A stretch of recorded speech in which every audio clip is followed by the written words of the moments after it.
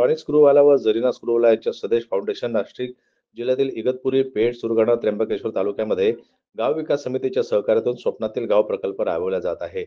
पेठ तालुक्यातील गायधोंड नाव नुकतेच स्वप्नातील गाव म्हणून घोषित करण्यात आले असून त्याला सर्वांगीण विकासासाठीचा विशेष गौरव प्राप्त झाला आहे.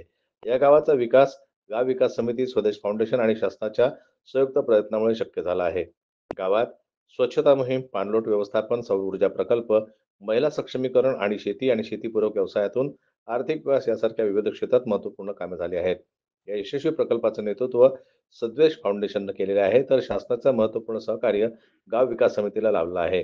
आडगाव भूग्रामपंचायत, गायधोंड गाव विकास समिती आणि ग्रामस्थांनी एकत्रित येऊन गाव विकास करण्याच्या व स्वप्नातील गावचा हेतू साध्य करण्याच्या हेतूने गेल्या वर्षीपासून प्रयत्न सुरू केले होते. स्वदेश फाउंडेशनच्या मार्गदर्शनाने गावकऱ्यांनी स्वच्छ, सुंदर, स्वस्त आणि साक्षर आणि समृद्ध या मुख्य घटकांचा विचार करून गाव विकास आराखडा बनवला आणि त्यानुसार कामाला सुरुवात केली.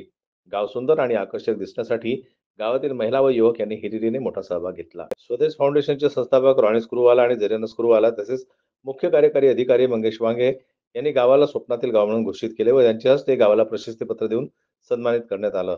स्वदेश फाउंडेशनच्या सहकार्याने गावामध्ये बऱ्याच प्रकारची विकास कामे करण्यात आली आहे. यामध्ये मुख्यत्वे करून शेळी पालन, बोकड पालन, शेतीसाठी पाणी, फळबाग लागवड, शेतकरी कुक्कुटपालन, बायोगॅस, सफेद मुसळी, शेतकरी शौचालय, पाणी योजना, सौर ऊर्जेवर चालणारे इतर गोष्टी, तसेच घरे, कौशल्य विकास प्रशिक्षण, युवकांद्वारे जमीन सपाटीकरण, शेततळे. गाव विकास समितीने ग्रामस्थांच्या श्रमदानातून सलग समतर चर आणि 2 किलोमीटरचे तयार केलेले आहेत. 100% घरामध्ये शोष खड्डे बनवले आहेत.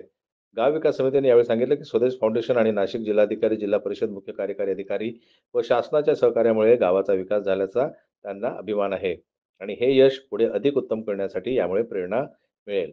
स्वदेश फाउंडेशनच्या नाशिक जिल्हा प्रमुख व संचालक नीता हरमलकर, उपमहाव्यवस्थापक मनोज अहिरे, व्यवस्थापक संदीप देवमोरे, वरिष्ठ समन्वयक राजेश बंजारा व स्वदेश टीम तसेच गाव विकास समितीने घेतलेल्या परिश्रमामुळे गायधोंड गाव कमी कालावधीतच जिल्ह्यातील पहिले स्वप्नातील गाव बनले आहे.